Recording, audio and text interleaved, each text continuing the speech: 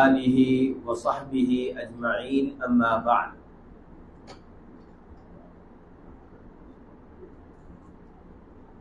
امام محمد بن عبد الوہاب رحمہ اللہ، ان کا نام تو آپ سب نے سنا ہوگا، ایسے ہی ہے جی؟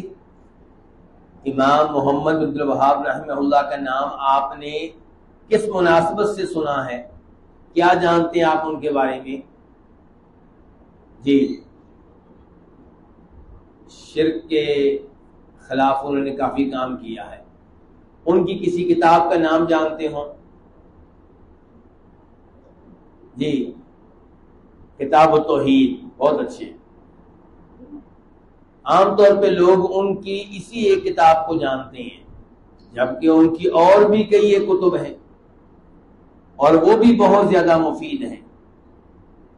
تو امام صاحب کی کتاب ہے مسائل الجاہلیہ، وہ مسائل، وہ امور جنہیں اہل جاہلیت اپنائے ہوئے تھے۔ کون اپنائے ہوئے تھے؟ اچھا، اہل جاہلیت کون ہوتے ہیں؟ ہمارے ایک وزیر نے کہا تھا کہ جو مدارس ہیں یہ جاہلیت کی عماد گاہیں ہیں، یہ جاہلیت کی یونیورسٹیاں ہیں۔ کہیں آپ بھی یہی رائے تو نہیں رکھتے؟ جاہلیت کی عماد گاہ وہ یونیورسٹیاں ہو سکتی ہیں جن کو یہ نہیں پتا کہ ایمان کے ارکان کتنے ہیں، جن کو سورہ اخلاص پڑھنا نہیں آتی، جہاں سے ایسے طالب علم نکلتے ہیں جنہیں سورہ فاتحہ پڑھنا نہیں آتی۔ تو بہرحال یہ ایک الگ موضوع ہے۔ تو اہل جاہلیت اس سے مراد ہوتے ہیں اہل کفر، جاہلیت کفر، اہل جاہلیت اہل کفر۔ تو مسائل الجاہلیہ وہ امور، وہ مسائل جنہیں زمانہ جاہلیت کے لوگوں نے اپنا رکھا تھا۔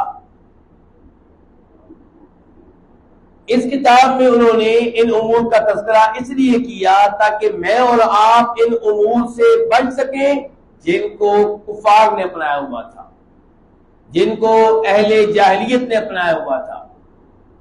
تو اس کتاب میں انہوں نے 100 سے زیادہ ایسے امور ذکر کیے ہیں جو امور جاہلیت ہیں، مسائل جاہلیت ہیں۔ آج کے درس میں ان میں سے 2 چیزیں میں آپ کے سامنے رکھنا چاہوں گا۔ میں امام صاحب کی اپنی عبارت بھی آپ کے سامنے رکھوں گا اور پھر اس کے اوپر اپنی وضاحت بھی پیش کروں گا۔ مجھے امید ہے کہ انشاءاللہ مجھے آپ کی توجہ ملتی رہے گی۔ تو آئیے ذرا امام صاحب کی اپنی عبارت میں آج کے 2 مسائل میں سے پہلا مسئلہ آپ کے سامنے رکھتا ہوں، اور یہ کتاب کا مسئلہ نمبر 4 ہے۔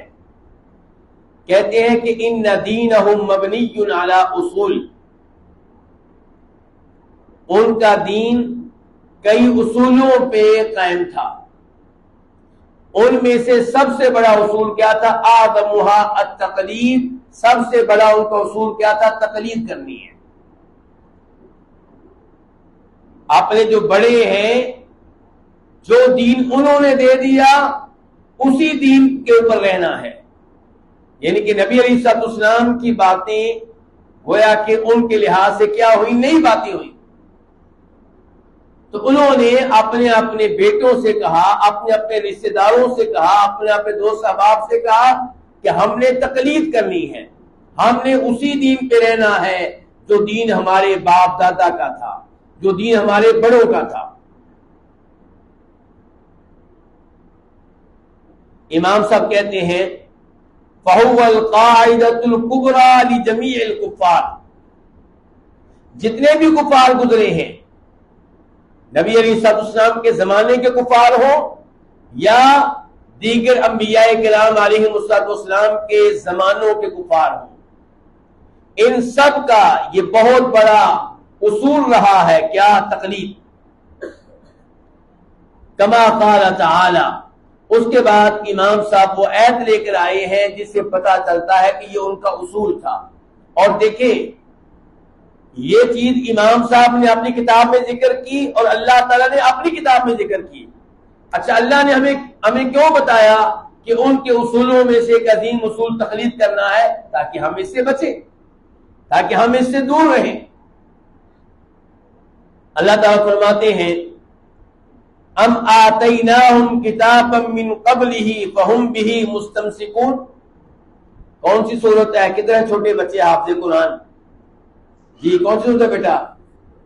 سورہ زخرف۔ ماشاءاللہ، اللہ تعالیٰ بیٹا آپ کے علم و عمل میں برکتیں ڈالے، اللہ آپ کو پورے قرآن کا حافظ بنائے۔ تو سورہ زخرف میں اللہ تعالیٰ کہہ رہے ہیں کہ یہ جس دین کو اپنائے ہوئے ہیں، شرک والا دین، اللہ کے ساتھ ساتھ اوروں کی عبادت والا دین، اللہ تعالیٰ کے ساتھ ساتھ اوروں کو مشکل کشا حاجت روا سمجھنے والا دین، کیا اس دین کے بارے میں ان کے پاس کوئی دلیل ہے؟ کیا ہم نے کوئی ان کو کتاب دی ہے جس کتاب میں انہوں نے یہ بات پڑھی ہے کہ اللہ کہہ رہا ہے کہ میرے ساتھ ساتھ ان بزرگوں کو پکارو، ان سے رابطے قائم کرو، پھر میں تمہاری دعائیں سنوں گا؟ کہاں سے یہ دین لے کر آئے ہیں؟ یعنی کہ ہم نے ایسی کوئی کتاب ان کو نہیں دی۔ تو پھر یا اللہ معاملہ کیا ہے؟ اللہ تعالیٰ کہتے ہیں معاملہ یہ ہے بل قالوا انا وجدنا آباءنا علی امہ وَإِنَّا عَلَىٰ آثَارِهِمْ۔ اور کہاں گیا ہمارے حافظ قرآن بیٹا؟ ہاں وَإِنَّا عَلَىٰ آثَارِهِمْ مُهْتَدُونَ۔ اللہ تعالیٰ کہتے ہیں ان کے پاس کوئی دلیل نہیں ہے، جس دین کے اوپر ڈٹے ہوئے ہیں، جس دین کی حفاظت میں مسلمانوں سے لڑنے مرنے کے لیے تیار ہیں، وہ دین کیا ہے؟ کہتے ہیں کہ ہم نے جس راستے کو اپنایا ہوا ہے اسی راستے پہ اپنے آباء و اجداد کو پایا تھا۔ ہمارے ابا اسی راستے پہ تھے، ہمارے دادا اسی راستے پہ تھے، ہمارے پردادا اسی راستے پہ تھے۔ وَإِنَّا عَلَىٰ آثَارِهِمْ مُهْتَدُونَ۔ اور جب تک ہم ان کے پاؤں کے نشانات پہ چلتے رہیں گے، ان کے نقش قدم پہ چلتے رہیں گے، ہمیں ہدایت ملتی رہے گی۔ تو اپنے بڑوں کی تقلید کو وہ کیا قرار دے رہے ہیں؟ ہدایت۔ اللہ تعالیٰ نے اس کے جواب میں کیا کہا؟ وَكَذَلِكَ مَا أَرْسَلْنَا، جی بیٹا وَكَذَلِكَ مَا أَرْسَلْنَا مِن قَبْلِكَ فِي قَرْيَةٍ مِّن نَذِيرٍ إِلَّا قَالَ مُتْرَفُوهَا إِنَّا وَجَدْنَا آبَاءَنَا عَلَىٰ أُمَّةٍ وَإِنَّا عَلَىٰ آثَارِهِمْ مُقْتَدُونَ۔ اللہ تعالیٰ نے ہمارے نبی کو حوصلہ دیا، آپ نے ہمت نہیں ہارنی، آپ نے پریشان نہیں ہونا۔ آپ کے کفار جس قسم کا سلوک آپ کے ساتھ کر رہے ہیں، یہی سلوک آپ سے پہلے نبیوں کے ساتھ کیا گیا علیہم الصلوۃ والسلام۔ جب بھی ہم نے کسی شہر میں، کسی گاؤں میں کوئی نذیر بھیجا، کوئی ڈرانے والا بھیجا، کوئی خبردار کرنے والا نبی بھیجا، تو اس شہر کے جو چودھری لوگ تھے، خوشحال لوگ تھے، امیر قسم کے لوگ تھے، انہوں نے کہا کہ ہم جس راستے پہ لگے ہوئے ہیں اس راستے پہ ہم نے اپنے آباء و اجداد کو پایا ہے اور ہم ان کے نقش قدم پہ چلتے رہیں گے۔ اچھا اب یہاں پہ سوال یہ پیدا ہوگا کہ چودھری یہ بات کیوں کرتے تھے، ان کے جو امیر لوگ یہ بات کیوں کرتے تھے، ان کے خوشحال لوگ یہ بات کیوں کرتے تھے؟ کیونکہ ان کو سب سے زیادہ خطرہ تھا۔ کیا؟ ان کو پتا تھا کہ اگر ہم نے نبی کی بیعت کر لی علیہ السلام، یہ نبی یا گزشتہ انبیاء کرام، اگر ہم نے اپنے زمانے کے اس آدمی کی بیعت کر لی جو اپنے آپ کو نبی کہہ رہا ہے، تو پھر ہماری حیثیت اور جو ہمارے نوکر ہیں ان کی حیثیت ایک ہو جائے گی، پھر ہمیں ان کے ساتھ ایک صف میں کھڑا ہونا پڑے گا، پھر ہمیں ان کے ساتھ ایک ہی مقام پہ آنا پڑے گا۔ ہمارا جو روب ہے، ہمارا دبدبہ ہے، ہماری چودراہٹ، ہماری ریاست، یہ ساری چلی جائے گی۔ اس لیے سب سے زیادہ انبیاء کرام علیہم السلام کی دعوت کی مخالفت کرنے والے یہ چودھری ہوا کرتے ہیں، کیونکہ سب سے بڑا خطرہ ان کو ہوتا ہے۔ اس لیے انہوں نے جواب دیا، اپنی قوم کے لوگوں کو کہا اپنے آباء و اجداد کی تقلید کرتے رہنا، ان کے دین کو مضبوطی سے تھامے رکھنا، اس آدمی کی باتوں میں نہ آنا۔ تو یہ تقلید جو ہے یہ نہایت خطرناک ہے۔ اس تقلید نے ان کو توحید پہ نہ آنے دیا، اس تقلید نے ان کو نبی علیہ الصلوۃ والسلام کا پیروکار نہ بننے دیا، اس تقلید نے انہیں جنت کے راستے پہ نہ چلنے دیا، اس تقلید نے انہیں جہنم کے راستے پہ لگا دیا۔ اللہ تعالیٰ کہتے ہیں قال اولو جئتکم باہدی مما وجدتم علیہ آباءکم، کہ مجھے یہ بتاؤ جو راستہ تمہارے بڑوں نے اپنایا ہوا تھا، جس راستے کے معاملے میں تم اپنے بڑوں کی تقلید کر رہے ہو، ان کے نقش قدم پہ چل رہے ہو، اگر میرا لایا ہوا راستہ، میرا لایا ہوا دین اس سے بہتر ہو، پھر بھی تم تقلید کرو گے، پھر بھی اپنے بڑوں کے نقش قدم پہ چلتے رہو گے، پھر بھی ان کے راستے پہ گامزن رہو گے۔ انہوں نے کہا انا بما ارسلتم به کافرون، تم جو بھی دین لے کر آؤ وہ جتنا بھی اچھا نظر آئے، ہم نے تمہیں نہیں ماننا، تمہارے دین کو قبول نہیں کرنا، ہمارا صاف صاف اعلان ہے ہم تمہارے دین کے منکر ہیں، ہم اپنے آباء و اجداد کے دین کو مضبوطی سے تھامے ہوئے ہیں۔ اللہ تعالیٰ کہتے ہیں فانتقمنا منہم، تو پھر ہم نے ان سے انتقام لیا، فانظر کیف کان عاقبۃ المکذبین، آپ دیکھ لیں کہ جنہوں نے ہمارے نبیوں کی تکذیب کی، اپنے بڑوں کی تقلید میں، ہم نے ان کا کیا انجام کیا، ان پہ کیسا کیسا عذاب آیا، دائیں بائیں زمین پہ گھوم کر دیکھ لیں ان کے شہروں کا آج کیا حال ہے، کیسے وہ کھنڈرات بنے پڑے۔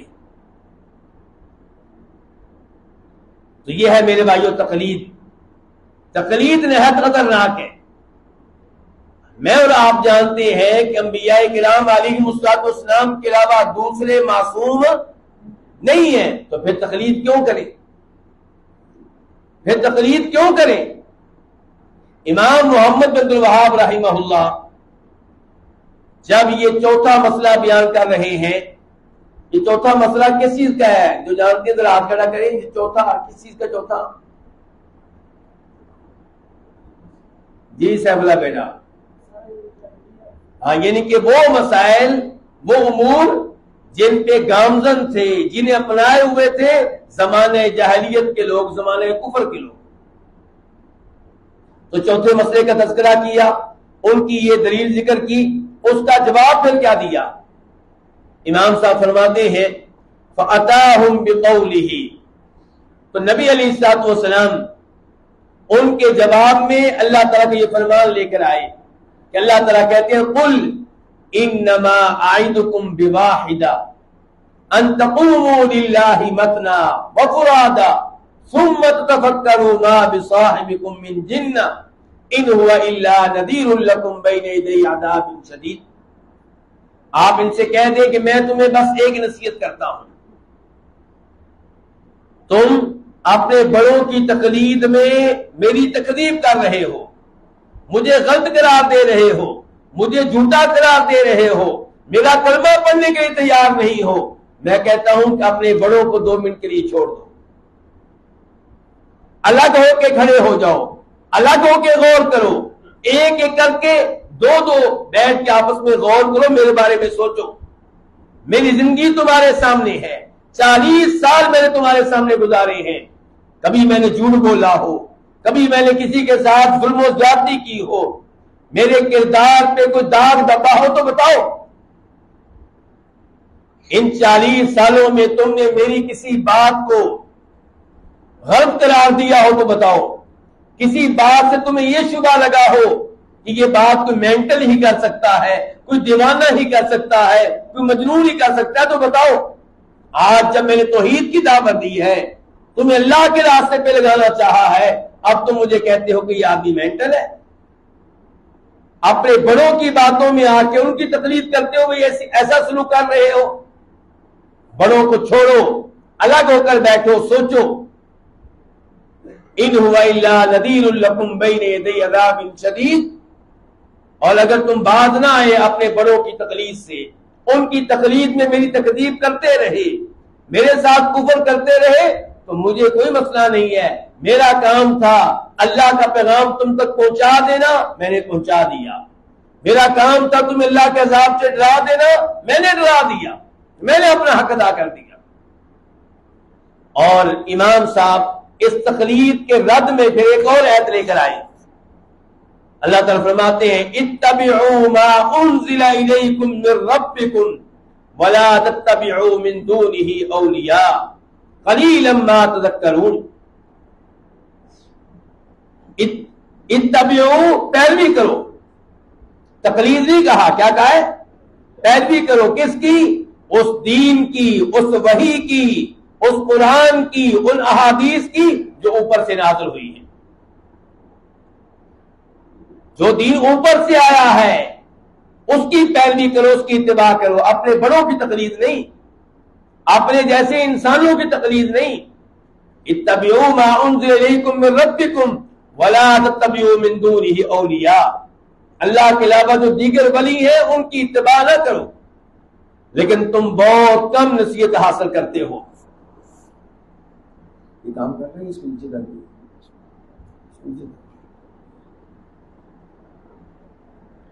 تو میرے بھائیوں، آپ نے جان لیا تقلید کرنا بنیادی طور پہ کن کا کام ہے؟ زمانے جاہلیت کے لوگوں کا، کفار کا۔ آج جو لوگ تقلید کرتے ہیں میں ان کو کافر نہیں کہہ رہا، لیکن میں یہ کہوں گا کہ آپ تقلید سے بچیں، تقلید کو اچھی عادت نہیں ہے۔ قرآن نے تقلید کا تذکرہ اچھے انداز سے نہیں کیا، قرآن نے تقلید کا تذکرہ مذمت کے انداز میں کیا ہے۔ اس تقلید نے جہاں کفار کو نقصان پہنچایا، یہی تقلید آج مسلمانوں کو بھی نقصان پہنچا رہی ہے۔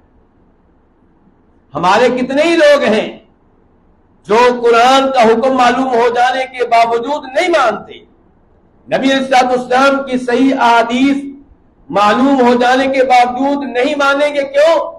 کیونکہ ہمارے ابا کا جو دین تھا اس کو ہم نے نہیں چھوڑنا، ہم حنفی ہیں ہم نے اپنا مسلک نہیں چھوڑنا، ہم شافعی ہیں ہم نے اپنا مسلک نہیں چھوڑنا، ہم مالکی ہم نے اپنا مسلک نہیں چھوڑنا۔ آپ میں سے کتنے بھائی ہیں جو عمرے یا حج کے لیے مسجد نبوی مسجد حرام گئے؟ ذرا ہاتھ کھڑا کریں۔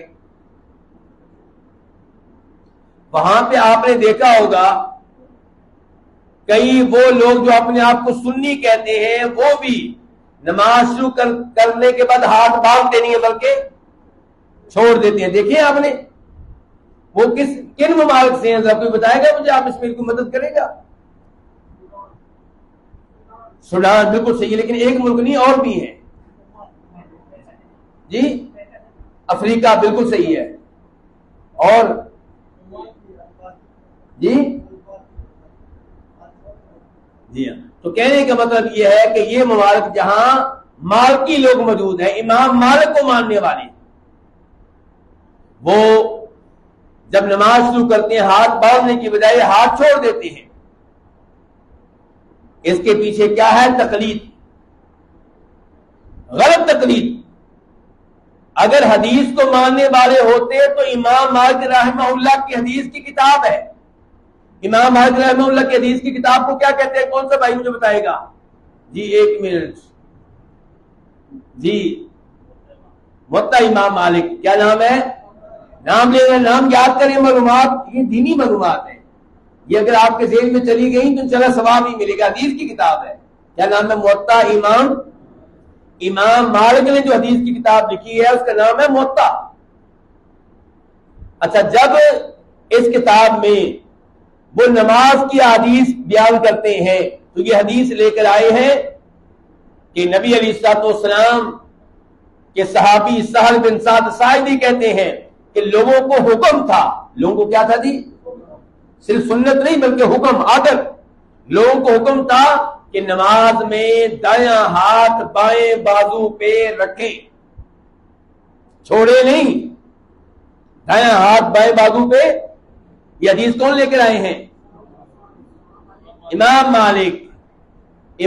مالک کی طرف اپنی نسبت کرنے والے مالکی لوگ اگر اتباع کرنے والے ہوتے، اگر حدیث کے اوپر چلنے والے ہوتے تو امام مالک کی بیان کرتا اس حدیث کو اپناتے اور اپنے ہاتھ سینے پہ باندھتے جیسے ہم باندھتے.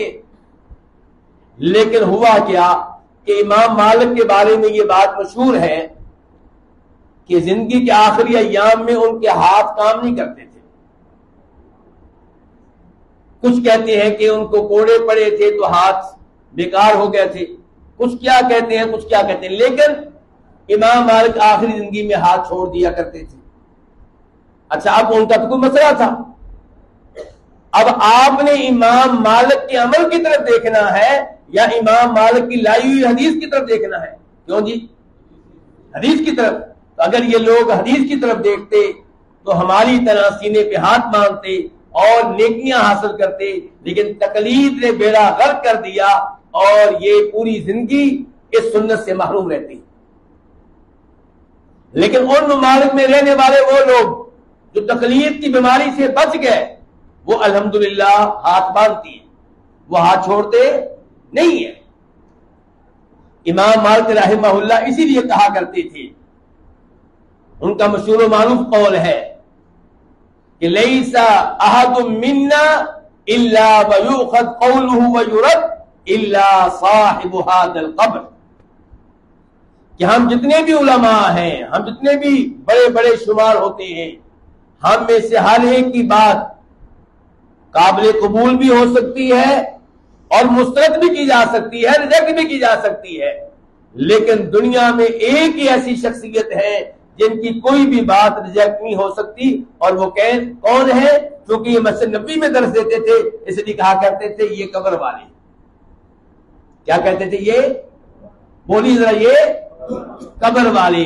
آج ہم نبی علیہ السلام کی قبر کو قبر کہیں تو یہ بھی ایک توہین شمار ہوتی ہے، لوگ اس کو گستاخی سمجھتے ہیں، حالانکہ صحابہ کرام آپ کی قبر کو قبر کہتے تھے. تو کیا نعوذ باللہ یہ صحابہ کرام کے بارے میں سوچا جا سکتا ہے کہ گستاخی کرنے والے ہوں گے؟ یہ قبر کوئی توہین تو نہیں ہے. تو امام مالک بھی کیا کہہ رہے ہیں کہ اس قبر میں جو آرام کر رہے ہیں ان کی ہر بات حجت ہے، یہ معصوم ہے، باقی کوئی ایسا نہیں جس کی ہر بات حجت ہو اور غلطیوں سے پاک. تو امام مالک تقلید سے روکا کرتے تھے، تقلید سے منع کیا کرتے تھے. یہی صورتحال امام ابو حنیفہ رحمہ اللہ کی ہے. امام ذہبی اپنی مشہور و معروف کتاب سیر اعلام النبلاء میں امام ابو حنیفہ رحمہ اللہ کا یہ قول نقل کرتے ہیں کہ امام صاحب اپنے شاگرد ابو یوسف سے کہتے ہیں، ابو یوسف بہت بڑے امام بنے بعد میں، امام ابو یوسف رحمہ اللہ سے کہتے ہیں ویحک یا یعقوب، اے یعقوب میری ہر بات نہ لکھا کرو، میری ہر بات لکھنے والی نہیں ہوتی. میری صورتحال یہ ہے کہ آج میں اپنی ایک رائے کا اظہار کرتا ہوں، ممکن ہے کل میں اس سے رجوع کر لوں، اور کل میں اپنی کوئی رائے بتاؤں، ہو سکتا ہے پرسوں میں اس سے رجوع کر لوں، تو میری ہر بات نہ لکھا کرو. کون کہہ رہے ہیں؟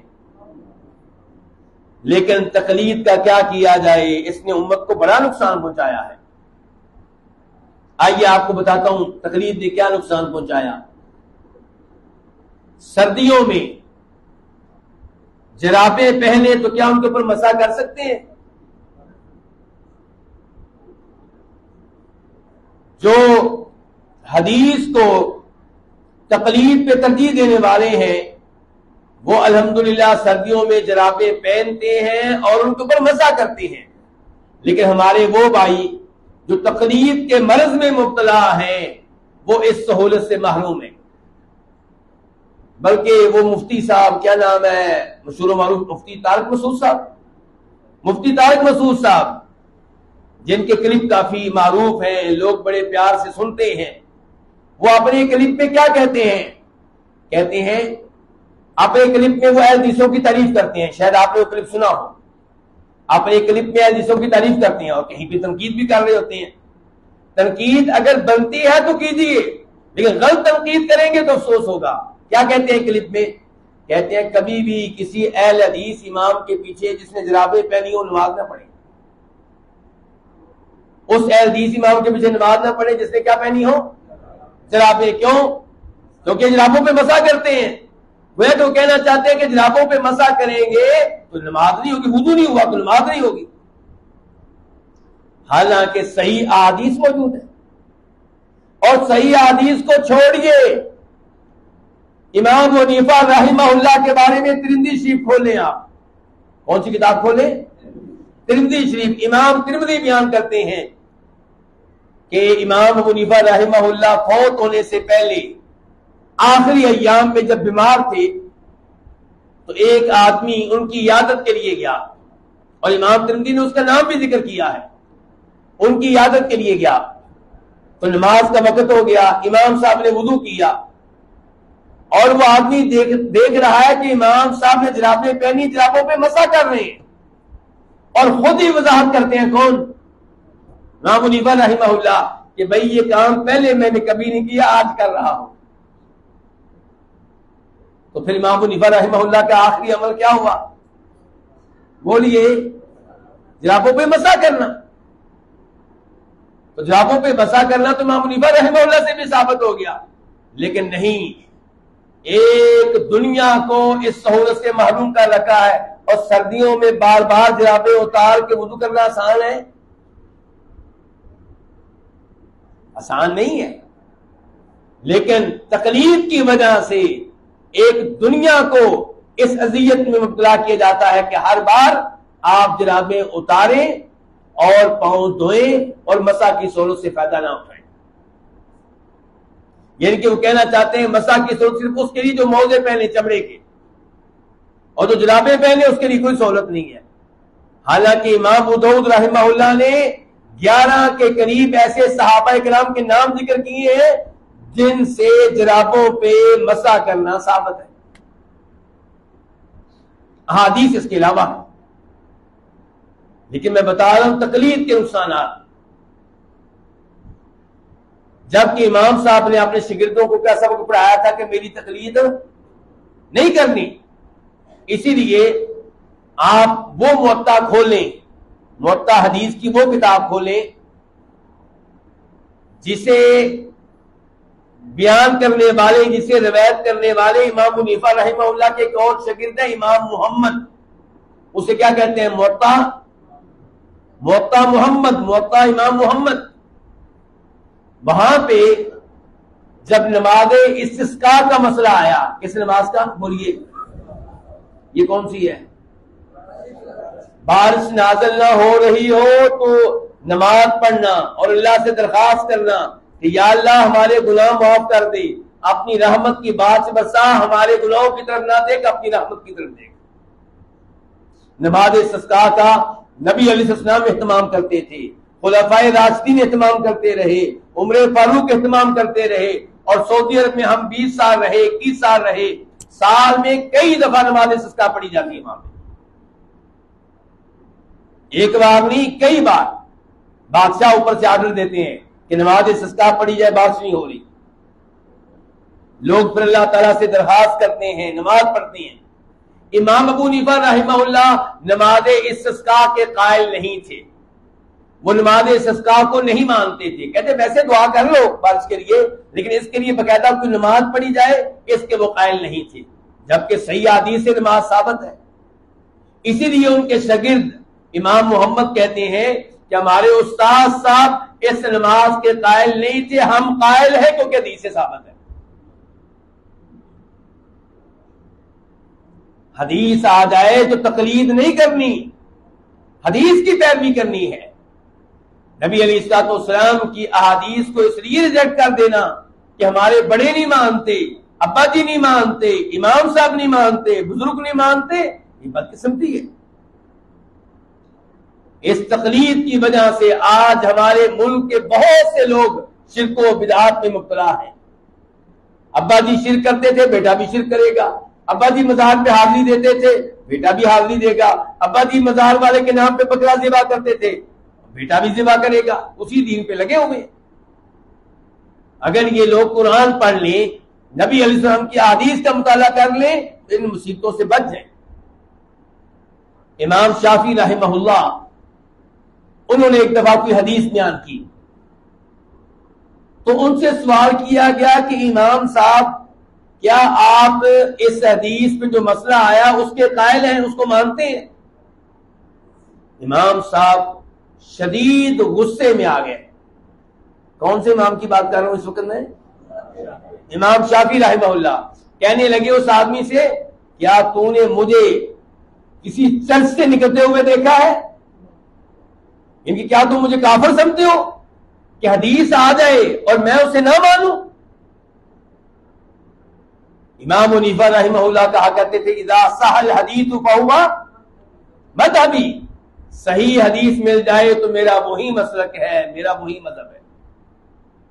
اچھا ہمارے بھائی کیا کہتے ہیں, میں ذرا آپ کی توجہ چاہوں گا.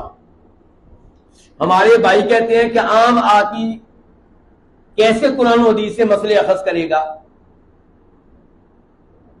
عام آدمی وہ کوئی عالم دین تو ہے نہیں, تو کہتے ہیں عام آدمی تقلید ہی کر سکتا اور کچھ نہیں کر سکتا. تقلید کا مطلب کیا ہے کہ ایک امام کو پکڑ لے اور جو کچھ اس امام نے بیان کر دیا اس پہ عمل کرتا چلا جائے.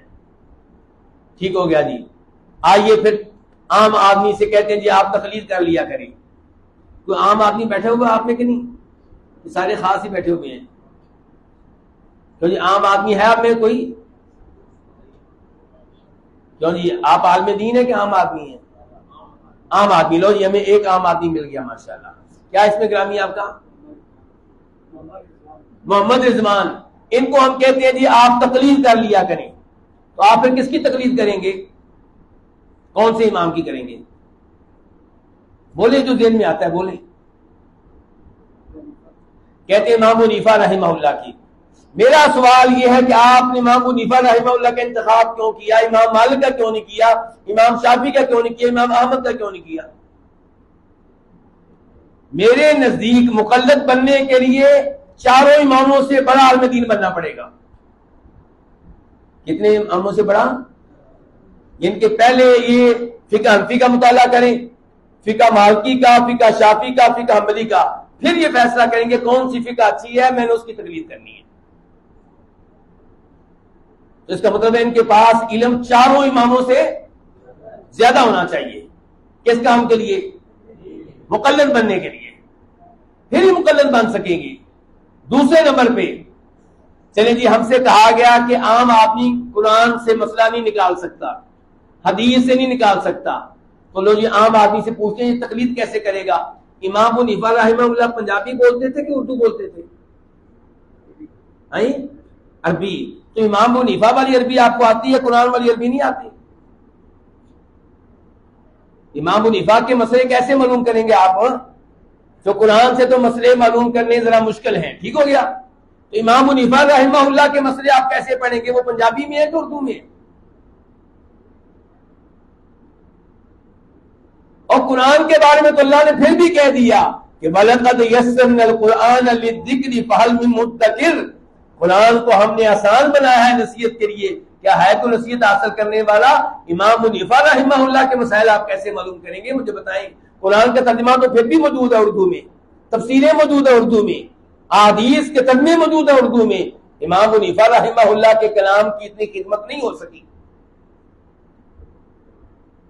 اور پھر اس سے اگلا سٹیپ, یہ ہمارے بھائی امام حنیفہ رحمہ اللہ کی تقلید کرنے لگے تھے.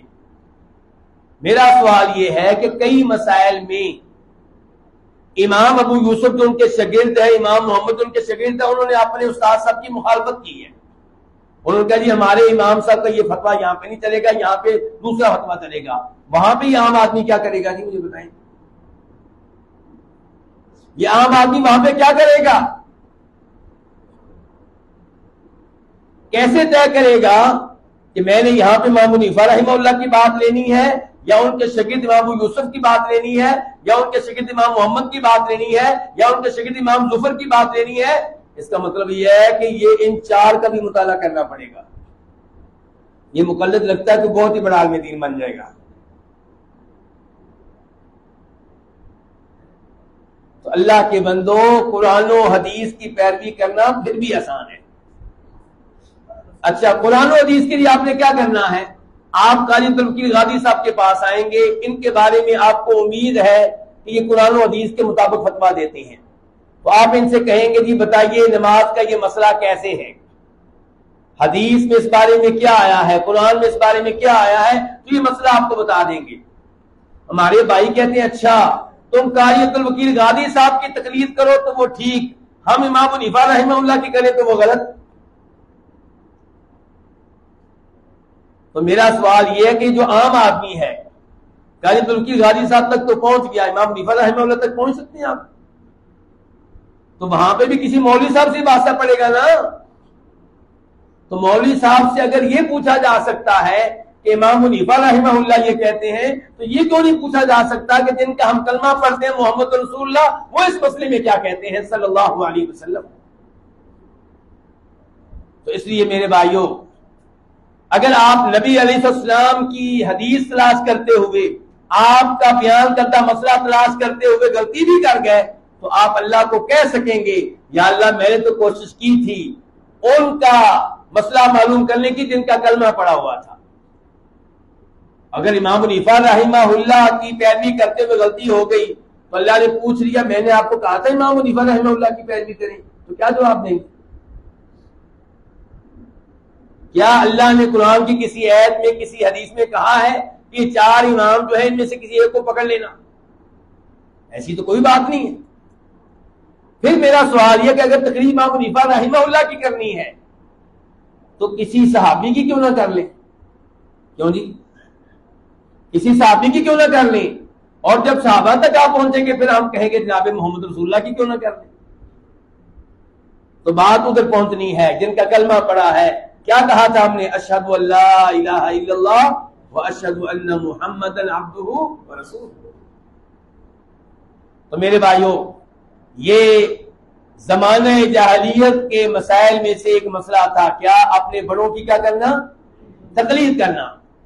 اب ایک اور مسئلہ بیان کروں گا اور جلدی بیان کروں گا، آپ نے پریشان نہیں ہونا۔ پہلے میں امام صاحب کی عبارت آپ کے سامنے رکھوں گا۔ یہ امام صاحب جن کی عبارت آپ کے سامنے رکھنے لگا ہوں، ان کا نام کیا جی؟ امام محمد بن عبد الوہاب رحمہ اللہ۔ کہتے ہیں ان کی کتاب کا یہ مسئلہ نمبر 5 ہے، المسئلۃ الخامسہ۔ کہتے ہیں ان من اکبر قواعدہم الاغترار بالاکثر ويحتجون به على صحة الشيء ويستدلون على بطلان الشيء بغربته وقلة أهله۔ کہ پانچواں مسئلہ یہ ہے کہ زمانہ جاہلیت کے لوگوں کے قواعد میں سے، اصولوں میں سے ایک بڑا اصول، ایک بڑا قاعدہ، ایک بڑا ضابطہ یہ تھا کہ وہ اکثریت سے دھوکہ کھا جاتے تھے۔ کن سے؟ اکثریت سے۔ موجودہ زمانے میں اس کی مثال دوں تو وہ کیا ہوگی موجودہ زمانے میں؟ کہ جناب عید میلاد النبی منانے والے سارے ہی ہیں، یہ غلط کیسے ہو سکتے ہیں؟ ہم چند ایک جو نہیں مناتے یہ حق پہ ہو گئے، اور وہ سارے منانے والے غلط کیسے ہو سکتے ہیں جی؟ تو اکثریت سے اس مسئلے میں مرعوب ہونا یہ کن کی علامت تھی، کن کی نشانی تھی، کن کا کام تھا؟ زمانہ جاہلیت کے کفار کا کام تھا۔ حق کی دلیل اکثریت نہیں ہے، حق کی دلیل وہ بات ہے جو اللہ نے کہی، جو اللہ کے رسول نے کہی علیہ الصلوۃ والسلام۔ کیا آپ لوگوں نے وہ حدیث سنی ہے میرے بھائیوں، جس حدیث میں فرماتے ہیں نبی علیہ الصلوۃ والسلام کہ میری امت کے 70,000 لوگ بغیر حساب کتاب کے جنت میں جائیں گے؟ وہ حدیث سنی ہے؟ اس حدیث کا آغاز کہاں سے ہوتا ہے؟ فرماتے ہیں نبی علیہ الصلوۃ والسلام کہ میرے سامنے گزشتہ اقوام پیش کی گئی، نبی پیش کیے گئے، ان کے پیروکار پیش کیے گئے، میں ان کو دیکھ رہا ہوں تو میں نے دیکھا کوئی نبی ہے اور اس کے 10 پیروکار ہیں، کوئی نبی ہے اس کے 5 پیروکار ہیں، کوئی نبی ہے اس کے 2 پیروکار ہیں، کوئی نبی ہے اس کا 1 پیروکار ہے، اور کوئی نبی ہے اس کا کوئی بھی پیروکار نہیں ہے۔ بتائیے حق کدھر تھا، نبی کی سائڈ پہ یا اکثریت کی سائڈ پہ؟ ان ابراہیم کان، ابراہیم اکیلے ہی امت تھے، اکیلے ہی امت تھے کیونکہ حق پہ تھے۔ تو جس کے پاس دلیل ہے، جس کے پاس توحید ہے، جس کے پاس اللہ کا فرمان ہے، جس کے پاس نبی علیہ السلام کی صحیح حدیث ہے، وہ حق کے اوپر ہے، چاہے تنہا ہو، چاہے کیا ہو، تنہا ہو۔ اکثریت سے مروب نہیں ہونا، دلیل کی طرف آپ نے دیکھنا ہے۔ اکثریت کوئی معیار نہیں ہے۔ مثال کے طور پہ پاکستان میں عام طور پہ لوگ رکوع میں جاتے ہوئے، رکوع سے اٹھتے ہوئے رفع الیدین کرتے ہیں یا نہیں کرتے؟ نہیں کرتے۔ اچھا، اب یہاں پہ لوگ کہتے ہیں کہ یہ سارے غلط کیسے ہو سکتے ہیں؟ ٹھیک ہے جی، تو سعودیہ میں اکثر لوگ رفع الیدین کرتے ہیں کہ نہیں کرتے؟ تو اس کا مطلب یہ کہ وہاں پہ حق یہ ہوگا کہ رفع الیدین کیا جائے اور یہاں پہ حق یہ ہوگا کہ رفع الیدین نہ کیا جائے؟ نہیں میرے بھائی، دلیل یوں نہیں دی جاتی۔ دلیل یہ ہوتی ہے کہ اللہ نے کیا کہا، اللہ کے رسول نے کیا کہا۔ امام صاحب کے پہلے الفاظ سن لیں، کہتے ہیں کہ ان کے قواعد میں سے ایک بڑا قاعدہ، ان کے اصولوں میں سے ایک بڑا اصول یہ تھا کہ الاغترار بالاکثر، اکثریت سے دھوکہ کھانا، وَيَحْتَجُّونَ بِهِ عَلَىٰ صِحَّةِ الشَّيْءِ، وہ کسی چیز کو صحیح تب مانتے تھے جب اس کے اوپر اکثر لوگ ہوتے، وَيَسْتَدِلُّونَ عَلَىٰ بُطْلَانِ الشَّيْءِ بِغُرْبَتِهِ وَقِلَّةِ أَهْلِهِ، اور جب دیکھتے کہ کسی چیز پہ عمل کرنے والے لوگ کم ہیں تو فیصلہ کرتے کہ یہ غلط ہے۔ تو اس انداز سے حق کو طے کرنا یہ کام کن کا ہے؟ کفار کا، زمانہ جاہلیت کے لوگوں کا۔ مسلمان اس انداز سے حق کو تلاش نہیں کیا کرتا، مسلمان حق کو تلاش کیا کرتا ہے قرآن کی آیت کے ذریعے، نبی علیہ الصلوۃ والسلام کی احادیث کے ذریعے۔ اللہ تعالیٰ فرماتے ہیں وَإِن تُطِعْ أَكْثَرَ مَنْ فِي الْأَرْضِ يُضِلُّوكَ، اگر آپ ان کی بات مانیں گے جن کی زمین پہ اکثریت ہے تو یہ آپ کو اللہ کے راستے سے ہٹا دیں گے، اللہ کے راستے سے دور لے جائیں گے، یہ آپ کو گمراہ کر دیں گے۔ اور اللہ تعالیٰ کیا کہتے ہیں وَمَا يُؤْمِنُ أَكْثَرُهُمْ بِاللَّهِ إِلَّا وَهُمْ، جو اللہ تعالیٰ پہ ایمان لاتے ہیں، ایمان لانے والوں کی اکثریت شرک میں مبتلا ہوتی ہے۔ اکثریت کی بات نہیں سنیں آپ ذرا، قرآن بتا رہا ہے اکثریت کیا ہے۔ وَمَا أَكْثَرُ النَّاسِ وَلَوْ حَرَصْتَ بِمُؤْمِنِينَ، لوگوں میں سے اکثر ایمان لانے والے نہیں ہیں۔ اللہ کے رسول آپ جتنی بھی محنت کر لیں، جتنی بھی کوشش کر لیں، اکثر لوگ ایمان لانے والے نہیں۔ تو میرے بھائیوں، اکثریت سے کبھی معلوم نہیں ہونا۔ آپ اگر کسی ایسے محلے میں رہتے ہیں، کسی ایسے ایریے میں رہتے ہیں جہاں پہ اکثریت ان لوگوں کی ہے جو کلمہ پڑھنے کے باوجود قبر پرست ہیں، قبروں کی پوجا کرتے ہیں، قبروں کو سجدے کرتے ہیں، قبر والوں کے نام پہ بکرے ذبح کرتے ہیں، بدعات کا ارتکاب کرتے ہیں، آپ نے ان سے معروف نہیں ہونا۔ آپ نے مضبوطی کے ساتھ توحید کو، سنت کو تھامے رکھنا ہے اور دل میں اپنے آپ کو تسلی دینی ہے یہ میرے ساتھ نہیں ہے تو کیا ہوا، میں روز قیامت صحابہ کرام کے صف میں کھڑا ہوں، روز قیامت میں نبی علیہ السلام کے جھنڈے کے نیچے کھڑا ہوں گا، وہاں اکثریت میری ہوگی، ان کی نہیں ہوگی۔ تو اس لیے میرے بھائیوں، اکثریت سے مرعوب ہو کر دین کو طے نہیں کرنا، دین کو طے کرنا ہے قرآن پڑھ کر، نبی علیہ الصلوۃ والسلام کی احادیث کو دیکھ کر۔ ایسے آپ آ جائیں 10 محرم کی طرف۔ 10 محرم کو تو یوں لگتا ہے، حالانکہ ہوتا ایسا نہیں ہے، لیکن لگتا یوں ہے جیسے پورا پاکستان ہی ماتم کر رہا ہو۔ کیوں جی، یہی صورتحال ہوتی ہے نا، بلکہ ہمارے نوجوان ان سے متاثر ہو چکے ہوتے ہیں، اگرچہ اتنی غلط حرکتیں نہیں کرتے جتنی وہ کرتے ہیں، لیکن بہت سی باتوں میں ان کے ساتھ کھڑے ہوتے ہیں۔ تو نہیں میرے بھائی، آپ 10 محرم کو ماتم کے طور پہ نہیں مناتے، آپ گوڑا نہیں نکالتے، آپ اس دن روزہ رکھتے ہیں نبی علیہ الصلوۃ والسلام کی سنت میں عمل کرتے ہوئے، تو میرے بھائی یہی حق ہے۔ دنیا والے اس دن سبیلیں لگائیں، وہ غلط ہیں، کیونکہ یہ روزہ رکھنے کا دن ہے، یہ روزہ کھلوانے کا دن نہیں ہے، یہ سبیلیں لگانے کا دن نہیں ہے۔ اس دن سبیل لگے گی تو افطاری کے ٹائم لگے گی ان کے لیے جنہوں نے روزہ رکھا ہوگا۔ تو پھر کہاں لگے گی؟ مسجد میں لگے گی۔ افطاری کے دسترخوان مسجد میں اس دن قائم کیجیے، لوگوں کو افطاری کرائیے، صبح سحری کروائیے۔ اس دن سبیلیں نہیں لگانی کہ تاکہ لوگ روزے توڑ دیں، یا جنہوں نے روزہ نہیں رکھا ان کی حوصلہ افزائی ہو، یا جو شرک و بدعات کر رہے ہیں ان سے آپ تعاون کریں۔ نہیں، یہ کام نہیں کرنا۔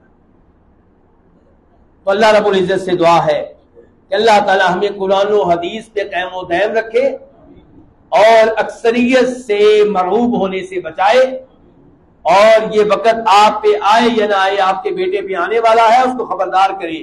آپ کا بیٹا ان قریب کسی عظیم یونیورسٹی میں جانے والا ہے جہاں پہ اکثر بے دین ہوں گے، اکثر بے حیا ہوں گے، اکثر لڑکیوں سے یاریاں قائم کرنے والے ہوں گے، اکثر شرک و بدعات کا ارتکاب کرنے والے ہوں گے، اور پھر آپ کا بیٹا سوچے گا یہ کیسے ممکن ہے کہ میں اور میرے ابا جی ٹھیک ہوں، یہ سارے غلط ہوں، اور جو یہ کر رہے ہیں وہ میں کروں گا۔ اپنے بیٹے کی اچھی تربیت کریں تاکہ وہ اکثریت سے مرعوب نہ ہو۔ وصلی اللہ تعالی علی نبینا محمد وعلی آلہ وصحبہ اجمعین۔ اللہ تعالیٰ سے دعا کرتا ہوں کہ اللہ تعالیٰ آپ لوگوں کا آنا قبول فرمائے، اور آپ کے آنے پہ اللہ تعالیٰ آپ کو ان میں سے بنا دے جو روز قیامت نبی علیہ الصلوۃ والسلام کی شفاعت پائیں گے، آپ کے حوض سے پانی پیئیں گے، جنہیں صحابہ کرام کی معیت اور ان کی صحبت اور ان کی رفاقت ملے گی۔ اللہ تعالیٰ محترم قاری عبدالوکیل غادی صاحب اور ان کے ساتھیوں کو، ان کی ٹیم کو جزائے خیر دے جو اس پروگرام کے لیے بڑی محنت کرتے ہیں، پیسہ بھی خرچ کرتے ہیں، وقت بھی لگاتے ہیں۔ اللہ تعالیٰ ان کی محنتیں قبول فرمائے، اور اللہ تعالیٰ ایسے نوجوانوں کا ہمیں بھی ساتھ دینے کی توفیق دے۔ میری گزارش یہ ہے کہ ہر آدمی اپنے ساتھ 2-3 آدمی اور لایا کرے تاکہ آپ کو اپنا بھی ثواب ملے اور 2-3 آدمیوں کو لانے کا ثواب بھی ملے۔ اللہ تعالیٰ مسلمان مریضوں کو شفا عنایت فرمائے۔ اہل فلسطین، اہل غزہ، ان میں سے جو فوت ہو چکے اللہ تعالیٰ ان کی موت کو شہادت کی موت بنا دے، جو زخمی ہے اللہ تعالیٰ ان کو صحت و تندرستی سے نوازے، اللہ تعالیٰ انہیں غلبہ عنایت فرمائے، ان پہ ظلم کرنے والوں کو اللہ تعالیٰ تباہ و برباد فرمائے، ہمارے ملک کے اللہ تعالیٰ دین دنیا دونوں اعتبار سے حفاظت فرمائے۔ وآخر دعوانا الحمد للہ رب العالمین۔